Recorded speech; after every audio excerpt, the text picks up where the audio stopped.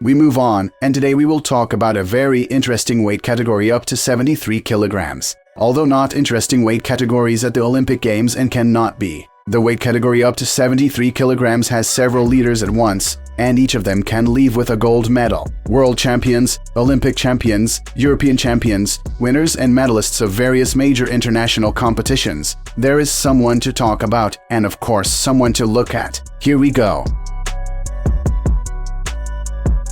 And opens our video of favorites, the eternally young and seemingly ageless Georgian judoka Lasha Shavdatuashvili. This is the fourth consecutive Olympic Games for him. Let us start with 2012, when young Lasha Shavdatuashvili competed in the 66 kilograms weight class and went to the London Games as a not quite a favorite, but a very strong Georgian guy. There he beat all the favorites on his way and won gold. Then came the second Olympic Games, which were held in Rio de Janeiro. Then Lasha moved to a new weight, already becoming more established and titled judoka. There he won a bronze medal. And finally Tokyo Olympic Games, where veteran Lasha Shavdatuashvili was already going in the status of world champion. And there he was surprised.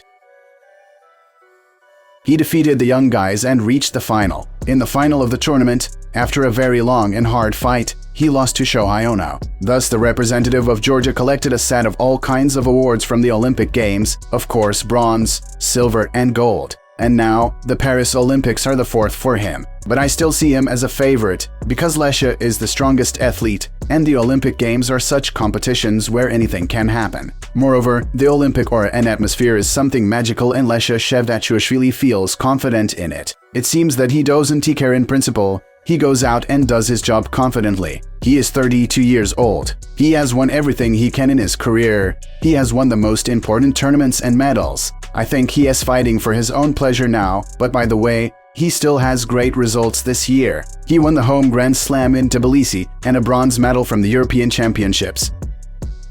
I can only wish him good luck, and it will be very beautiful if he wins a medal at these games and leaves beautifully. After all, I certainly doubt that we will see the Georgian legend at the 2028 Olympics in Los Angeles. Although anything can happen, and in his case you can never say never.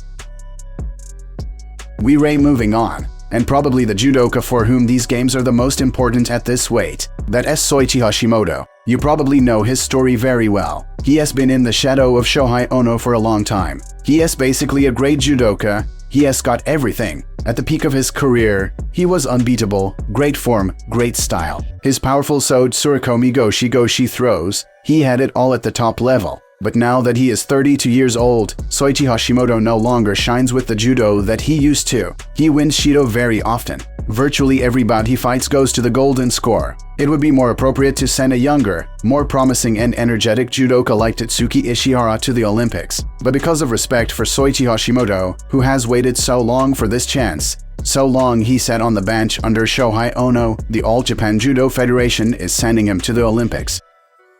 Considering how important the Olympics are to him, and considering he'll be in the top 8, I think Soichi Hashimoto will get on the podium. He can do it, but I don't think it will be a gold medal. He will do his best to be on the podium, though, because it is a once-in-a-million chance. Soichi Hashimoto is the same age as Soichi Ono, who finished his career, and Soichi Hashimoto waited for it. I think it will be interesting to watch Soichi Hashimoto fight for his dream. At 32 years old, I think you can win a medal at the Olympics. Then you can make another appearance at the World Championships and walk away nicely, because Japan has a lot of youth at this weight, and guys like Tatsuki Ishihara, a great replacement for Soichi Hashimoto.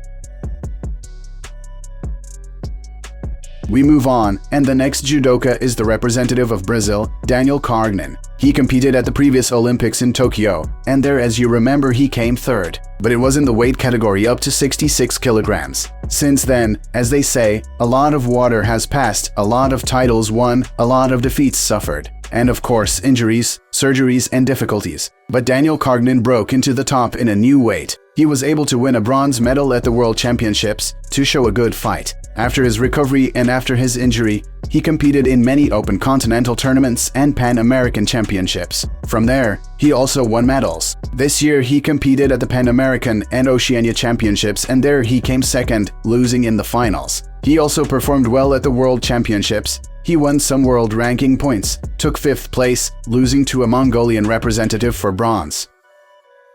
I think this guy also has a good chance to climb the Olympus podium and do it for the second time and add another tattoo on his body dedicated to the award from the Olympic Games.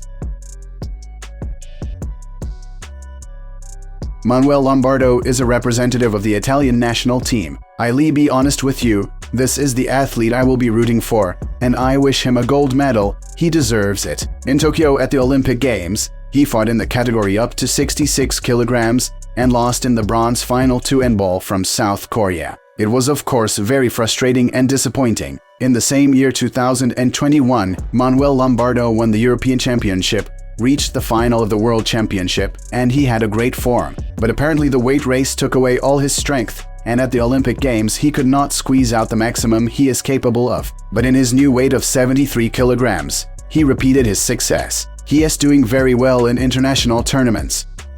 This year alone he won 2 gold medals at 2 Grand Slam tournaments. Last year he reached the final of the World Championships in Doha, where you could say he gave the gold medal to Nils Stump from Switzerland. He lost because he did a backhand throw and stuck his head in. He earned Hansaku for so-called head diving. Manuel Lombardo is the leader of the weight category. He is a great athlete with his own style and with a very spectacular fight. Let us see what he has to show. I think it is a very exciting moment for him because he is 25 years old, and of course in Los Angeles we'll probably see him if he continues to perform like this. But this is the second Olympics for him, the second games where I see him as the favorite. He needs to win a medal. He can do it, and he basically deserves it. We move on, and the name of the next judoka is Nils Stump. He is the 2023 world champion. This year his form has been far from ideal, but of course before the Olympics you have to gear up and get back to your former form. You've got to put yourself on the list of favorites. You have to break into the top, and Nils Stump, as a real professional, did a great job with it. After the World Championships he had a serious shoulder injury, after which he recovered. Of course it was a long and laborious process, but this year he finally performed at the Dushanbe Grand Slam. There he won the gold medal and performed quite bravely at the World Championships, finishing 3rd in the competition. In the small final he defeated Germany's Igor Wanke, who beat Shohei Ono himself in the team event at the Tokyo Olympics. Nils Stump is a physically strong and powerful judoka who fights like a real bull. I wish him good luck, and it would be great to see him on the podium. Our next hero is Hidayat Heydarov. He is 26 years old, and he is really the leader of this weight if you look at the world ranking and performances and titles. He is a multiple European champion, he is a world champion, he is a multiple medalist of world championships, and in principle he is a real leader of this weight. After the departure of Rustam Murodjev, after the departure of Ono Shohei, this is an athlete who is a danger for every athlete in this weight class. I think he will take this chance that has fallen to him. This is the first Olympics for Hidayat Heydarov. He was in the shadow of Rustam Murodjev for a long time, but Murodjev finished his career, Ono Shohei also finished his career, and a new generation of judokas came.